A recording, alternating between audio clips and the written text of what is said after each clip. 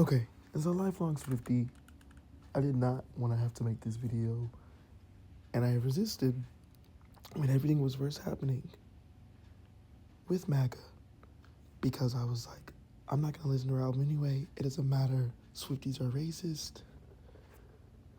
It's not going to do a lot to call this out and talk about, and other people already addressed it, right? But we're gonna address all this. Taylor Swift misoppressed, missed feminism, miss going through all the tearing down and fighting of the patriarchy that she's been doing her whole career.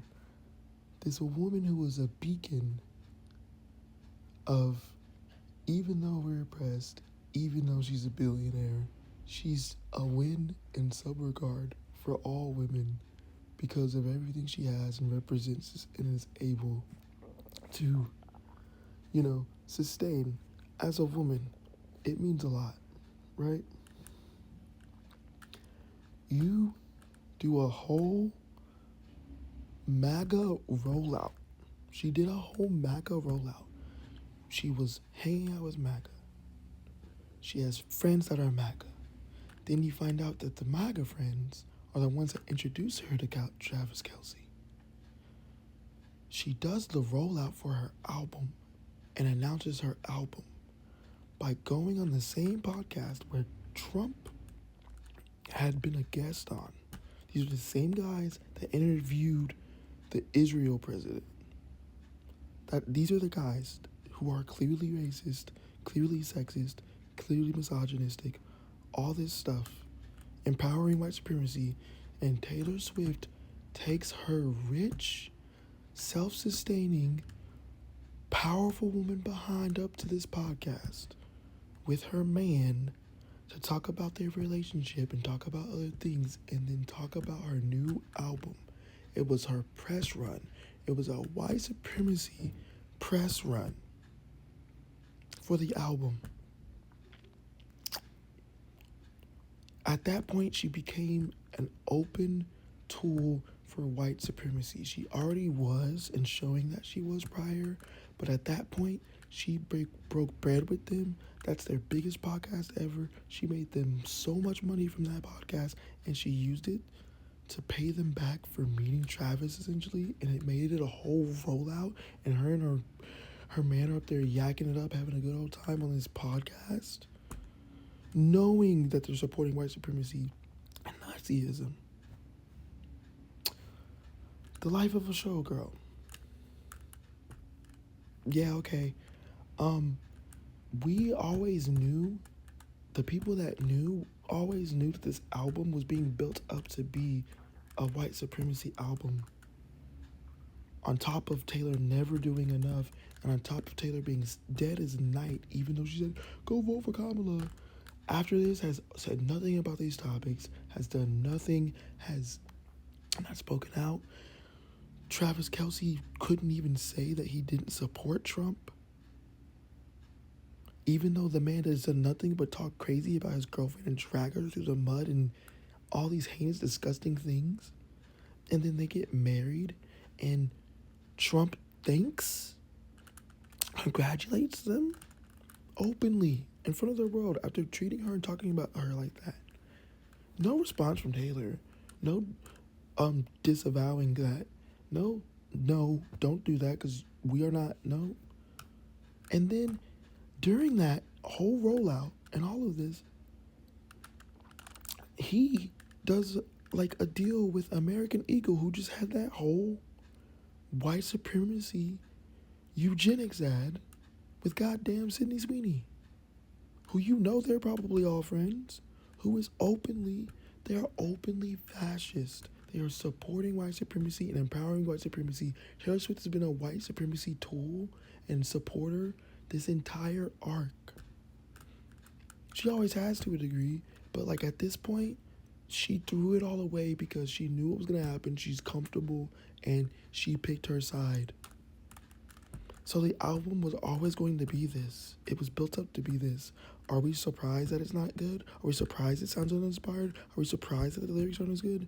No, because the whole point that made Taylor's art as good as it was, and her writing as good as it was how she was writing from her emotions, how she was writing from her experiences, how she was combating the patriarchy, and a lot of how she was moving and acting in men, and how she was moving and acting.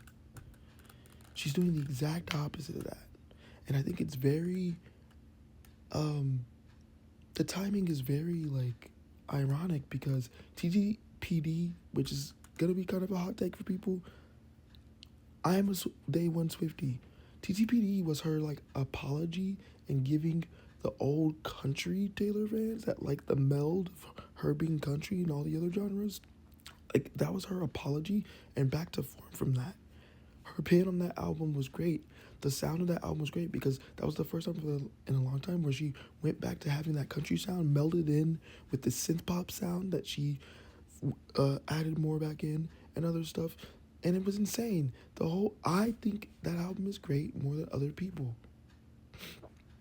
She dropped that, and then right after the apology, she does something way worse to, like, cancel it out.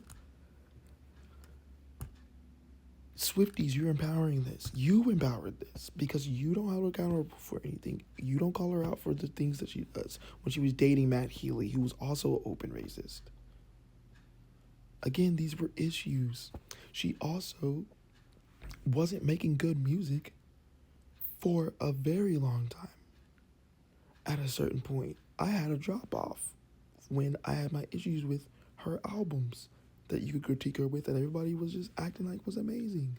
Now they want to act like this album is so bad, which it probably is. I haven't heard it because I'm not going to support white supremacy, so I can't listen to it. But the point is, the build-up and rollout of this album was MAGA and fascism and white supremacy. She's a tool of white supremacy, and she chose her side.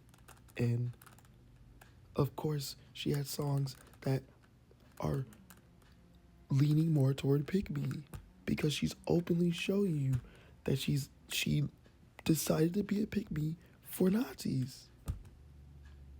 It's actually quite insane.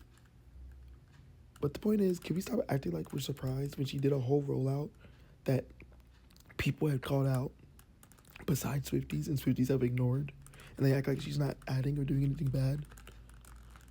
And now you're upset because the album is bad. You're focusing on the wrong thing. Of course the album is bad.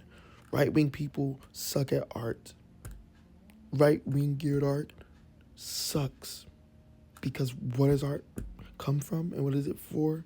Liberation and oppression and to fight all of that. That's where art comes from. Anyway, Taylor, stand the fuck up. At least for yourself at this point. It's embarrassing. Embarrassing. True love. This is not the love story that you sung about.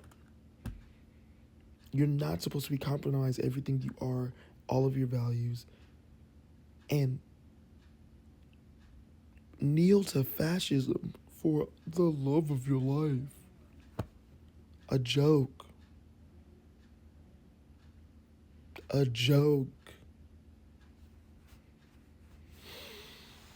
I might end up listening to it, but I have to find a way to listen to it without making sure she gets paid because I don't want to put money into white supremacy by clicking money towards that shit.